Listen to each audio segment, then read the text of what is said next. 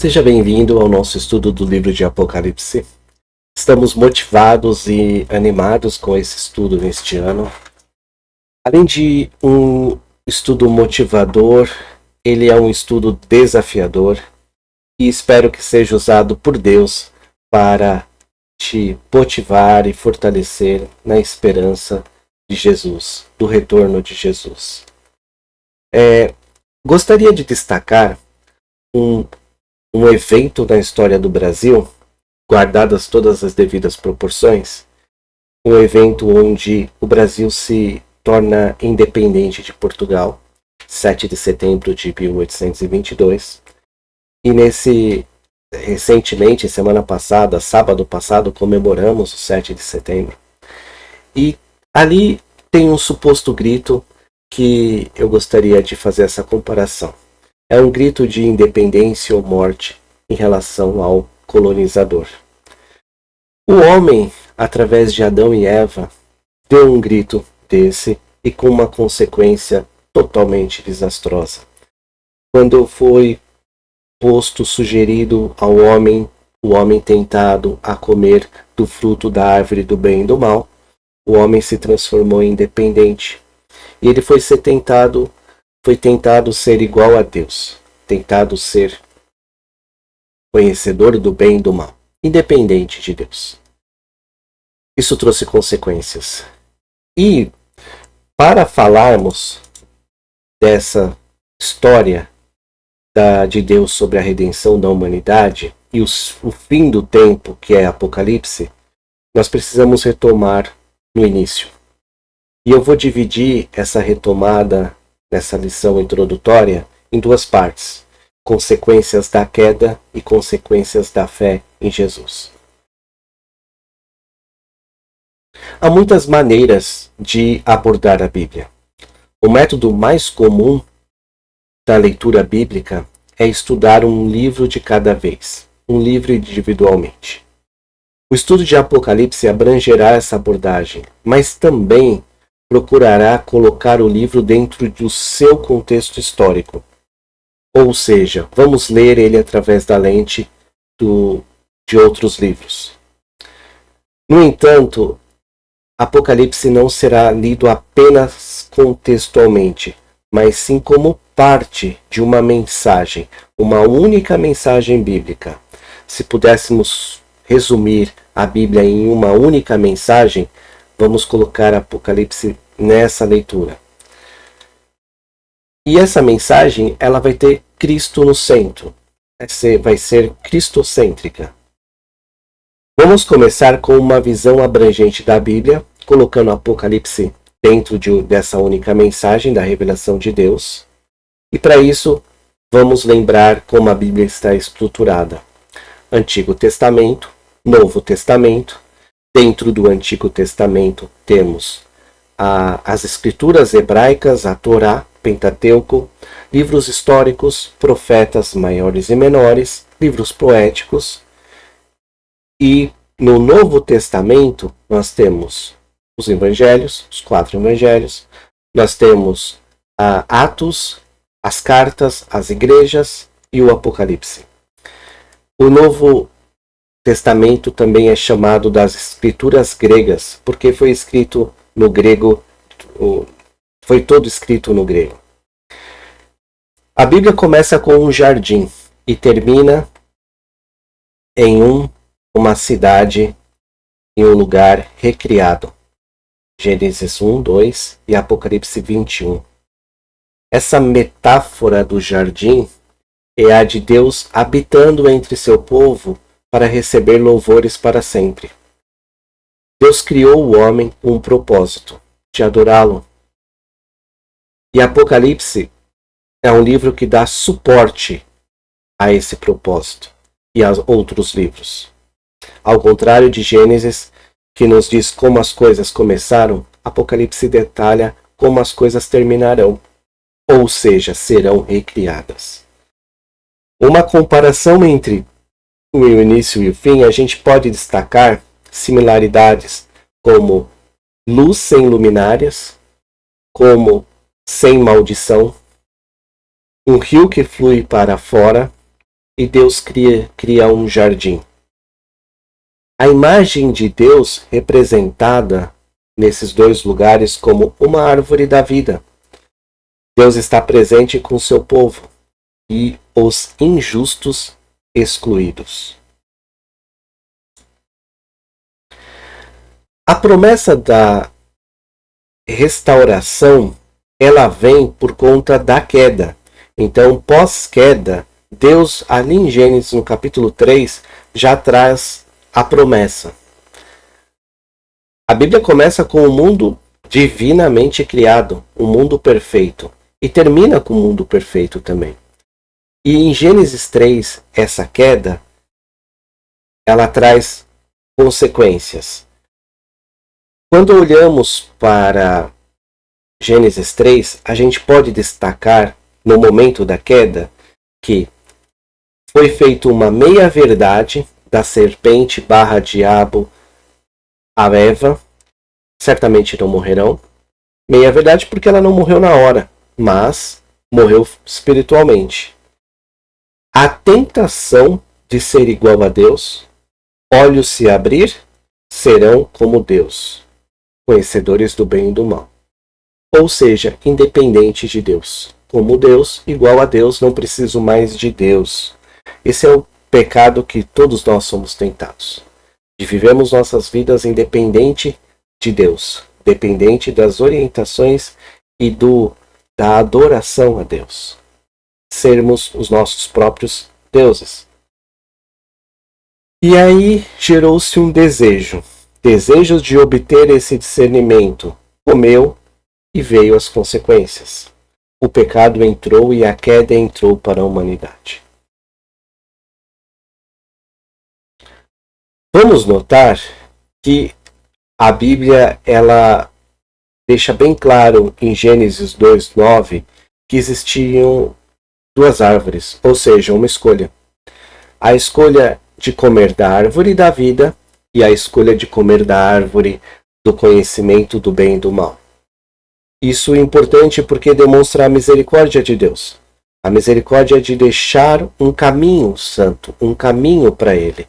Uma escolha que só Adão e Eva tiveram de falar, não quero ser igual a Deus, mas eu quero ter a vida e ser submetido, dependente de Deus.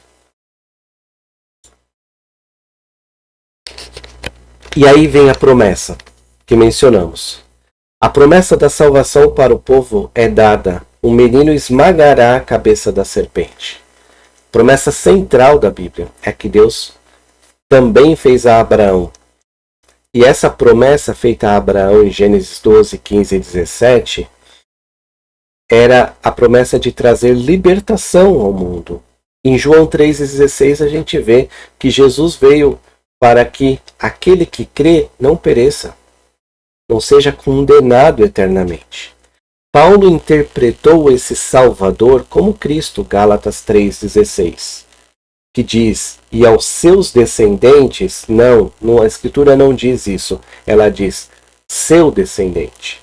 Ao seu descendente, dando a entender que se trata de um só, isto é, Cristo. Isso sugere fortemente que o propósito da Bíblia é a recuperação dessa criação, é a redenção. Depois da queda, tivemos a consequência do pecado. Expulsos Adão e Eva foram do paraíso, da presença diária de Deus, do suor viria o sustento, a dor se tornaria realidade, se tornou, a morte estaria presente, está, porque do pó vieste ao pó voltarás, as trevas era a realidade da independência divina. Consequência de cair em tentação de seguir uma vida igual a Deus, ou ser igual a Deus. Nossa realidade é essa, consequência dessa nova ordem pós-queda. Vemos na luta contra a independência de Deus. Estamos rodeados por pessoas que não querem saber de Deus. Ou melhor, alguns nem creem que Deus existe. Quer tão independência quanto essa? Nós que aceitamos Cristo e não iremos perecer, lutamos contra essa natureza. contra essa guerra do pecado. O maior pecado é ser independente de Deus. O maior pecado é não reconhecer o senhorio dele sobre nossa vida. E sofremos essa consequência. Mas, na recriação, a velha ordem das coisas já passou. Sem mais condenação, sem mais consequência da queda. Sem dor, sem lágrimas, sem morte. Até a noite não será mais necessária, por quê? Porque a presença de Deus iluminará. Na recriação não haverá árvore do conhecimento do bem e do mal. Talvez tenhamos aprendido nossa lição, que a vida espiritual é mais desejável do que o conhecimento de Deus, do que ser igual a Deus. Ou, melhor, independente de Deus. Ou independência. E que agora a árvore da vida estará acessível. Apocalipse 2:7 diz: quem tem ouvidos, ouça o que o Espírito diz às igrejas. Ao que vencer, dar-lhe-ei a comer da árvore da vida, que está no meio do paraíso de Deus. A confiança substituirá a desconfiança.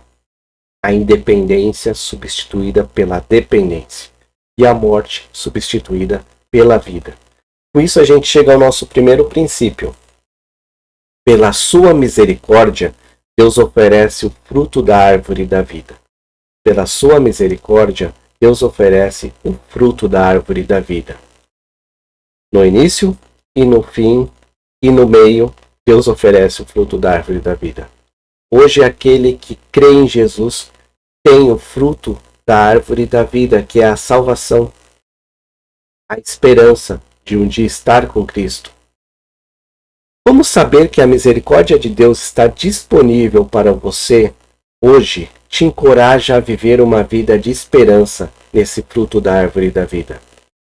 Como saber que a misericórdia de Deus está disponível para você hoje te encoraja a viver uma vida de esperança nesse fruto da árvore da vida?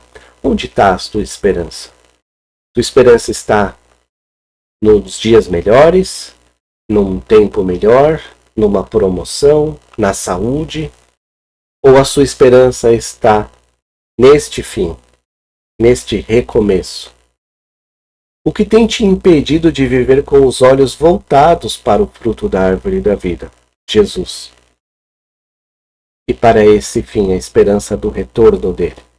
O que tem te impedido de viver com os olhos voltados para o fruto da vida, que é Jesus? Está prometido o retorno dele. Nossa segunda parte, consequência da fé em Jesus. O Antigo Testamento contém o que é descrito como uma antiga aliança, as promessas ao antigo povo de Deus. O Novo Testamento nos dá a nova aliança, as promessas ao novo povo de Deus. A antiga aliança nos é apresentada em Êxodo 19 e repetida em Deuteronômio 5. A nova aliança é prometida em Jeremias 31, instruída na morte de Cristo, e vamos ver isso em Hebreus 8, as diferenças entre as duas grandes alianças. Esse esclarecimento de Hebreus, o livro de Hebreus ele tem uma preocupação central, é explicar a qualidade superior da nova aliança sobre a antiga. Em essência, a nova aliança é superior porque se baseia em melhores promessas, por meio de um sacerdote superior, Cristo, em seu sacrifício superior e definitivo, não mais temporário, e sim definitivo. A Páscoa representa Cristo. É uma representação da realidade, ou seja, a Páscoa representa Cristo é real, o verdadeiro Cordeiro que tira o pecado para sempre. A antiga é uma representação da nova. Se olharmos a promessa da nova, nós vamos ver que é uma aliança, uma nova aliança dada ao povo, e essa nova aliança ela foi executada. Ela foi executada por Jesus. As diferenças entre a antiga, que é uma representação, e a nova, essas duas grandes alianças, são esclarecidas em Hebreus, como eu mencionei. Em essência, o ministério que Jesus recebeu, Hebreus 8:6, é superior ao deles, assim como também a aliança da qual ele é mediador é superior à antiga, sendo baseada em promessas superiores. 10. Esta é a aliança que farei com a comunidade de Israel depois daqueles dias. E ele coloca o mesmo texto de Jeremias, que diz: porei minhas leis em suas mentes e escreverei em seus corações. Serei o Deus deles e eles serão o meu povo. É mesmo Hebreus 10, 8, 10 é o mesmo que Jeremias 31, 33.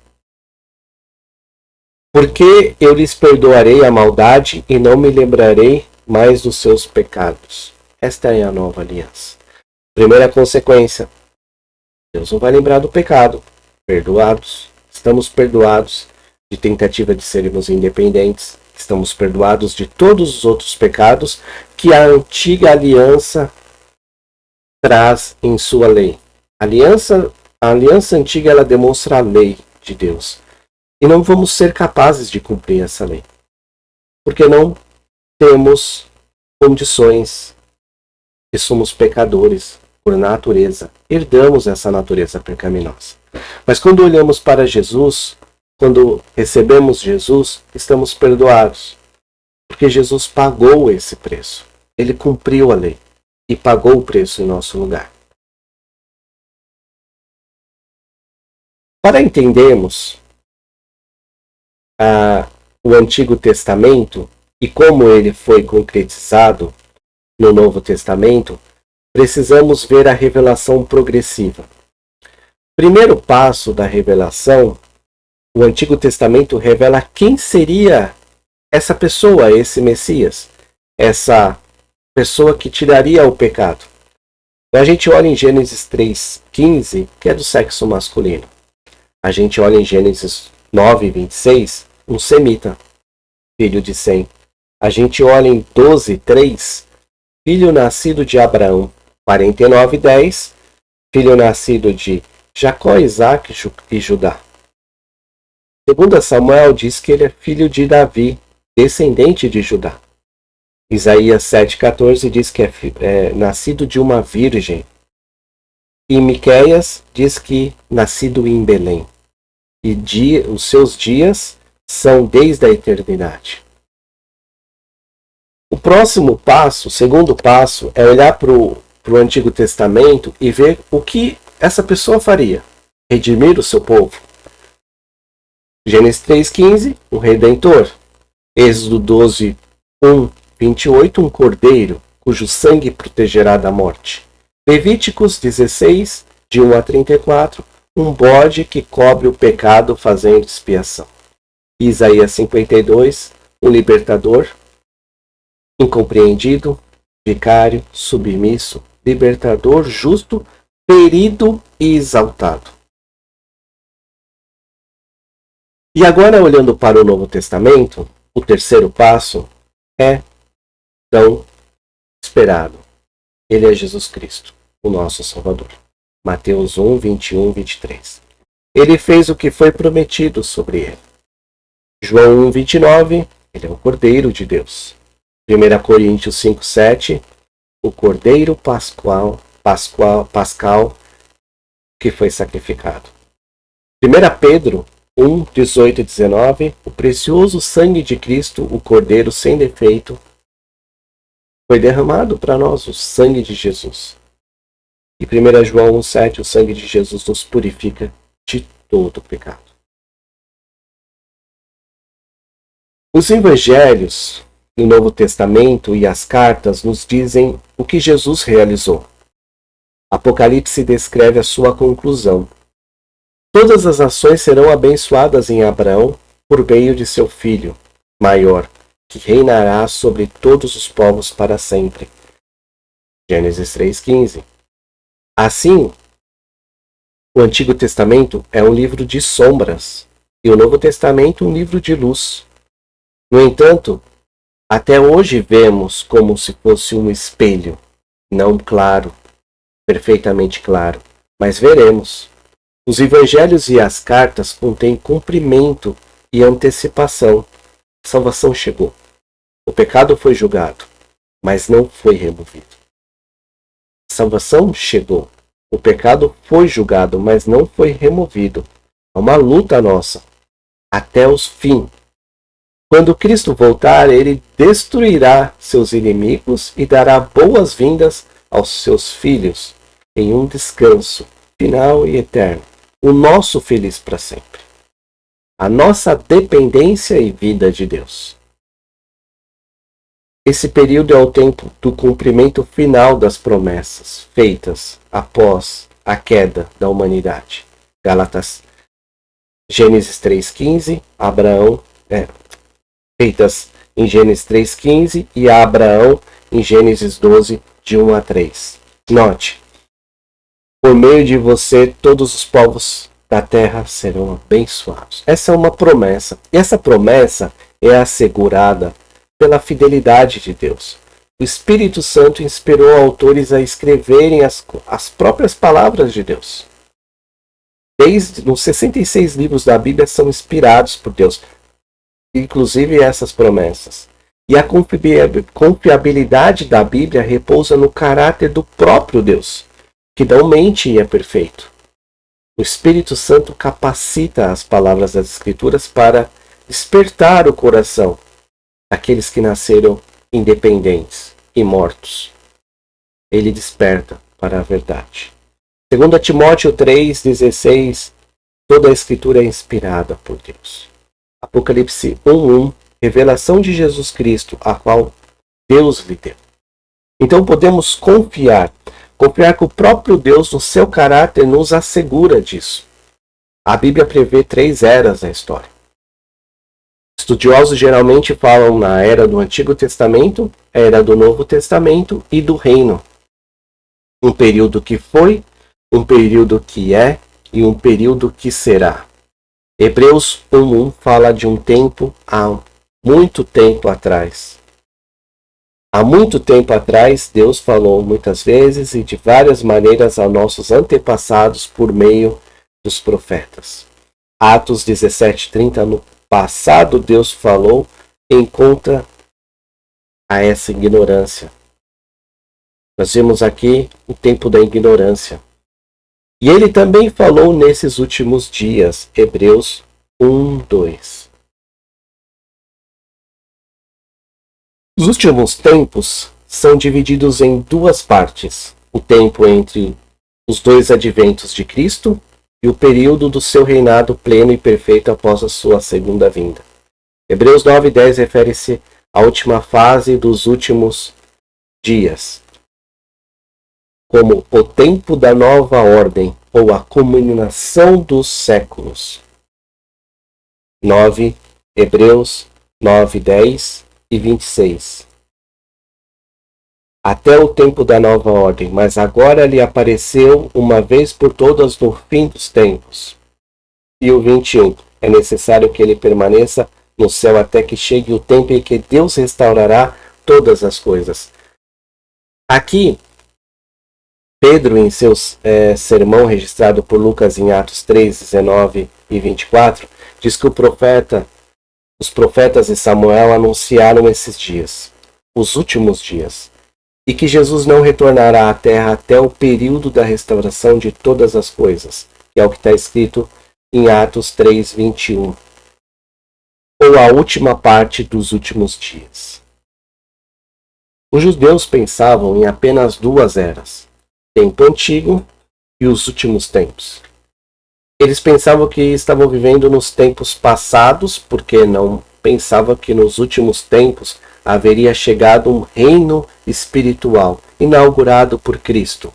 Eles não se atentaram para aquelas profecias de Isaías 53, que o Messias iria sofrer, que seria um a expiação do pecado do povo que sofreriam, eles não se atentaram para essas profecias. Eles estão de olho nas outras profecias que também temos, que sabemos que virão, que são as profecias desse reino de quando Jesus voltar, que é a segunda vinda de Cristo. Nós sabemos que Jesus voltará. E eles viam o Messias como reinado político e religioso, por conta de olhar só para o fim dos tempos, e não olhando o que o Messias realmente fez quando Jesus esteve aqui na Terra na sua primeira vinda. Não observaram a crucificação e a ressurreição. Mas alguns judeus, sim, observaram. Por isso que a carta de Hebreus coloca claramente que a segunda profecia, a segunda promessa, a segunda aliança, ela é maior do que a primeira, porque foi executada por Cristo. Porque nós temos um sacerdote real e um sacrifício definitivo, não representativo. Quando olhamos para a Bíblia e para um tema central, a restauração de todas as coisas é o tema central. O motivo central é a criação e a recriação. Quando Deus vai recriar todas as coisas. A Bíblia começa com um jardim divinamente criado, Gênesis 1:2, uma imagem do enchimento divino de todas as coisas, e termina com uma criação restaurada, um novo jardim, Apocalipse 21 e 22. A Bíblia é descrita como o jardim. A Bíblia descreve o jardim estragado, Gênesis 3, caído, e restaurado em Apocalipse. Restauração ocorrerá por meio do cumprimento da promessa feita a Abraão, Gênesis 12:15, de uma terra, a semente, a bênção. Cristo veio no primeiro advento para realizar a redenção. Na primeira vinda ele morreu, ressuscitou e nos comprou com seu sangue, aqueles que crê. E na próxima vinda nos colocará nesse novo jardim. E ele agora está construindo esse jardim, revertendo os efeitos da queda, libertando, salvando, com sequência maravilhosa. E a sua segunda vinda será para pôr fim a essa era da queda. Com isso a gente chega ao nosso segundo e último princípio. A esperança da recriação aponta para a segunda vinda de Cristo. A esperança da recriação aponta para a segunda vinda de Cristo. Como saber que Deus vai recriar o mundo revela suas prioridades no hoje. Como saber que Deus vai recriar o mundo revela suas prioridades no hoje. O que tem te impedido de viver na esperança da segunda vinda de Cristo? O que tem te impedido de viver na esperança da segunda vinda de Cristo? Eu espero que esse ano o Apocalipse fale ao seu coração e que cada dia nos tornemos mais parecido com Cristo, cheios de esperança na sua segunda vinda. Tenha uma ótima semana. Até semana que vem.